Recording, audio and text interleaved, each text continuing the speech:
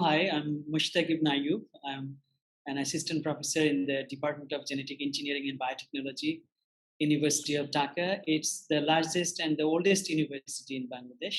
I completed my undergraduate in the field of genetic engineering and biotechnology, and then I did the masters in the same discipline. And after that, I went to Oxford University to complete my DPhil in the field of molecular oncology. So now I'm continuing here as a teacher, but at the same time, I'm also actively involved in research. Bangladesh has it's a really good time to get involved here. It's a very vibrant environment, and I'm very happy to be part of this growing research culture in Bangladesh. In recent years, I would say the government has increased the research budget, and in universities, in medical colleges, everywhere there is a push for higher research now. I think if I consider what I have seen 10 or 15 years ago, I would say like there is a really qualitative change here in Bangladesh regarding research culture and research push. And also, what really fascinates me and makes me hopeful is the the higher bar that we are now able to set. It's not that we're really working with only the basic stuff now. We're now aiming to achieve more and collaborate with international partners to bring the research standard to a new height. So that is a good thing here. And as I said, because of the increased budget and access to research funding, more young researchers and also the experienced old clinicians and professors, they're also, I would say, re-engaging with this research field. And that is a very encouraging picture. And there is another important element, obviously, is the international collaborations, as I indicated. And because of this growing culture and the other positive thing is the people like us went outside and did their higher degrees and now came back to Bangladesh. We are also bringing the network with us. So this is a good thing that now, because of this, I would say like brain gain in some ways. It's not, I would say like very elaborate, but we actually gaining some of the expertise from outside, and this is helping us to expand our research collaborations. So I would say that in next 10 years, probably we'll find a good qualitative change, and the standard will be really high, and we'll be able to contribute more in the global research area. I think the multidisciplinary approach is the, the new solutions that we are now have in our hand. I would say like compared to 50 years ago when scientists were working unidirectionally most of the cases. Now it is the time when we can collaborate more and also get other people's perspectives in our own problem.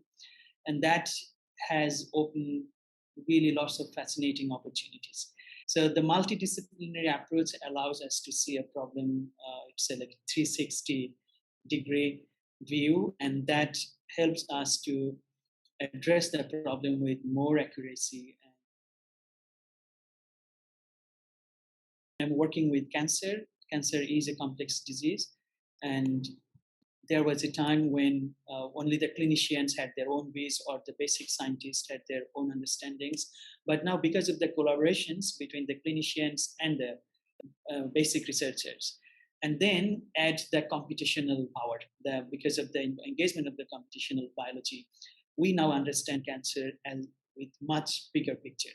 So this is helping a lot. So that's why I think that the multidisciplinary approach is ultimate solutions to lots of the problems that are bugging us for a long time. There is also another aspect about this multidisciplinary thing. It's, I would say, when people collaborate and people bring their own knowledge from their respective fields, they not only bring the knowledge and the expertise, but they also bring lots of experience from those fields. So I always separate experience from knowledge, because when people add experience to solve a problem, it really adds lots of values and lots of new dimensions. It is something really valuable that the multidisciplinary approach is solving a problem with all its relatives, not only just the particular problem, but other small or large issues that are associated with the core issues. Besides cancer research, I'm also very interested about the intent-based analysis and use of data. It also came from my understanding about um, the real-life interactions that we have with various type of data. Especially, I realized that everything has emotional connections and everything has a reason behind accessing those kind of data. So my approach here is to understand the emotional connections and what the mental attachment that we have with particular type of data at a particular time. And it is profoundly important to understand these connections because this may have very deep impact on what we do in the future with data. It's not only us who are going to interact with data, the machines will also access data and they will also process them in their own way. So if we can understand how we approach data and how we interact with data, we will be able to teach the next generation's machines or the artificial intelligence to interact with data in a more human way and in a more meaningful way. So from that perspective, I also engaged actively in understanding the intention or intent-based algorithms of data analysis. And from that understanding and that research, we have developed a platform called Mustak. And Mustak is actually a platform that helps us to understand the reason behind our interactions with various kind of data. At this moment, we are working with music, but in the future, it will be extended to all sorts of data, including biological data. So in Mustak, we are we're trying to understand how and why we choose a particular type of song, and if there is a preference of our emotions, if there is a preference of a particular time of the day, if it's a preference of a particular like metaphysical conditions. So everything we are considering to understand the choice of songs, and we believe that if we can understand this for songs, then we'll also be able to apply the same principles in other type of data in the future. I think there is a very fine and aspect, it's a nuance of personal choice. Most of the cases we don't understand it properly, so we go with the crowd. But if we are allowed to see it in a I would say in finer magnifications, then probably we'll be able to appreciate that and recognize it. So Mustak is trying to understand that with bigger magnifications and understanding the personal preference, and we hope that we will be able to add something into this particular aspect. So there is a very, I would say, mixed picture that we can draw. If I'm optimistic, then obviously I will have a very positive view about all the developments that the world is seeing in the world of science and technology, and also in other fields, related fields.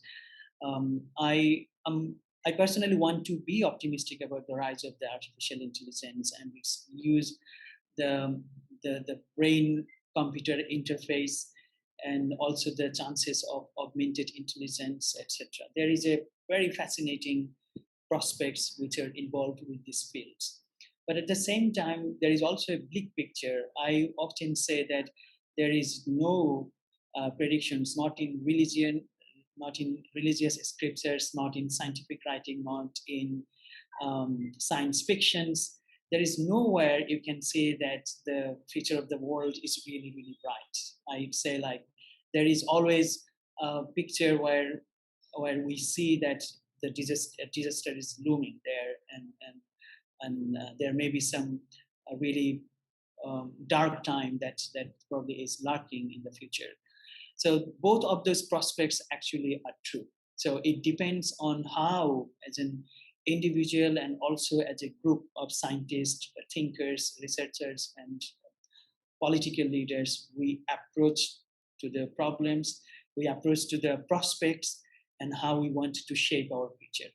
So from that aspect, I would say, as an optimistic person, I obviously will like to believe that the world will eventually will get benefit from all the developments, all the positive things that we have achieved. But at the same time, I think we always have to be really, really cautious about the negative sides of the technology. Most of the thought leaders now are thinking that the artificial intelligence may have some detrimental impact on the human civilizations. The rise of the machines is not actually a futuristic thought anymore. It is probably really knocking at our door. So we really have to be careful about this. The global leaders have to come together, how far we want to go, where we want to really put a break, and want to reap the benefits of the technologies, while we want to carve the negative sides. So that is kind of my view about the future. And regarding mood singer, as I said, that I always have a belief that as an individual we can always have some positive impact in the world. So the whole thing that we are doing with mood singer, and also the background algorithms that we have developed, the intent based algorithm, it is trying to understand the human nature, and then trying to help human with more kind of positive feed. So it is a positive movement, it is a positive development. So I hope that if we become successful, if the concept of Moodsinger and the algorithm behind this becomes successful, then we can obviously have some positive contributions for people. And if there is a there is a there is a good chance that in the future, if the artificial intelligence and the robotics improve and progress, there will always be a demand to add more human values to them, and Moodsinger and the algorithm probably will be able to contribute there too. So that is my more, I would say, optimistic view about Moodsinger and its prospective contributions in the future. Research in brain science has got a new height in recent years. And I would say because of the multidisciplinary approach, now we understand the brain better. I would say, like, still we are probably at a really early stage, because it's a very complex organ and it has its own universe. So, like exploring the outer space, we are starting to explore the brain in the universe here. So it is not going to be easy to untangle all the complexes and all the mysteries that are still hiding there. But the recent development through HBSF, they're doing amazing researches, they're amazing collaborations across the globe. And also there are some other companies and other institutions who are also working, um, and, and, and the chances, the opportunities of brain-computer interface, I think it is going to expand quite a lot in the future. And one of the most important benefit that we may get is to understand one of the, like, really complex diseases that have been challenging us for a long, long time, the complex neurodegenerative brain diseases, for example, Alzheimer, Parkinson's. These diseases are still are one of the major challenges that we are facing. So the brain research will be able to understand and handle this disease in much better way in the future. And the other thing is obviously the mental health issues, which is not probably these neurodegenerative diseases, but other emotional issues that have become so commonplace in the world at this moment. We will be able to understand it better by studying the brain. And I can connect the mood singer again here with this research, because I think the emotional understanding, the emotional part of the brain, which we are still investigating, will need a lot deeper researches and lot deeper engagements from various perspectives, from various angles. And with those understanding, I hope that the rising trend that we see in the mental issues, mental diseases, or mental illness, we'll be able to understand it and probably solve some of those in near future. But as I said in the beginning, it is a very complex issue, and it probably will take a much longer time to understand it completely and then solve all the issues. But it is in the horizon, and I hope that the researchers that are coming in the next phases of our civilizations, they will also be um, benefited from what we are doing now, and what the basis and the base that we are creating now will be able to help the researchers of the next generations to understand brain better. So it is a relay race. I think understanding the brain is not a sprint. So because of this marathon, and also the, as I said, we're passing the baton to the next researchers. We have got some of the knowledges from the previous generations, and I'm hopeful that in probably next 13 to 15 years, we will have a really much better understanding about the brain, and a lot of the current problems will be able to resolve with those enhanced understandings of the future.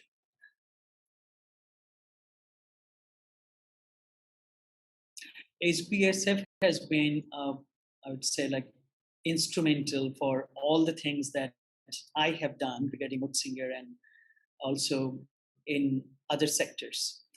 I think one of the best thing that happened to me was my involvement with HBSF, which helped me to extend my network to a completely different level, which I didn't imagine before.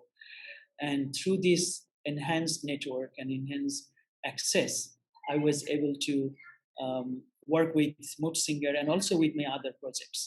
It gave me confidence. It gave confidence that my idea is valid. It also helped me to connect with other experts. It also brought a research person from other fields, not only from research area, but investors, and also other sort of people who are also extremely supportive. So with all these supports and resources, Singer progressed. And as I said, it's not only regarding Singer, we also got help from for also other projects that I'm involved with. So I would conclude by saying that HBSF has been extremely useful and supportive to all the things that I wanted to do, and I know that it has done similar to things to other fellows. I'm really looking forward to the future where I can also collaborate with other fellows. I know that HBSF has got a really a good number of fellows from different areas, and they're established in their own fields. And as we have always highlighted the importance of multidisciplinary collaborations, HBSF actually is a hub which facilitates those multidisciplinary collaborations. So I'm very much optimistic that we will be able to collaborate in the future. And Singer and other initiatives will also be able to help each other through HBSF. So cancer is a complex disease, and when a patient gets cancer, it's not only the patient who is affected, but the whole family actually gets affected. And also because of the complexity of the disease and the difficulties of the management, it needs the collaborations of many people. So we have started an organization here in Bangladesh. We call it Cancer Care and Research Trust Bangladesh, and through these organizations, we have combined the efforts of people from different walks. For example, people from um, who are basic science research and the expert clinicians, the social workers, psychologists, economists. All people are part of this initiative, and together we are trying to understand cancer from like a multilateral approach, and we are trying to develop a system where we can provide the best care and best support to the cancer patients. And at the same time, the research culture in Bangladesh is not very much developed yet regarding cancer. So we are trying to organize research funding for prospective researchers.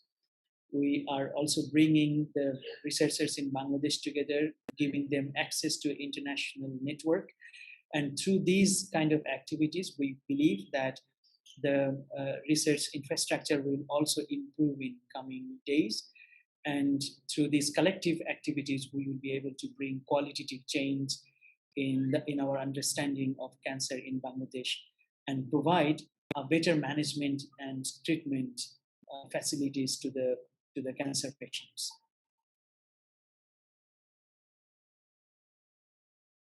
I'm also involved with HBSF and their philanthropy activities to bring the cutting edge treatment in developing countries, including Bangladesh, where they're trying to help the Parkinson's patients to get the one of the most advanced kind of treatment by bringing the world leading neurosurgeons here in Bangladesh and also providing the necessary instruments to the hospitals here.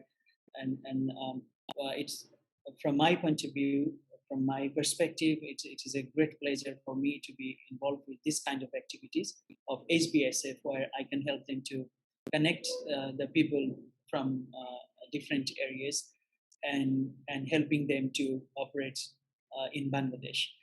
And I believe that through these activities, the treatment of Parkinson's and other complex diseases will be able to reach to the people who otherwise wouldn't have access to this kind of cutting edge treatment facilities.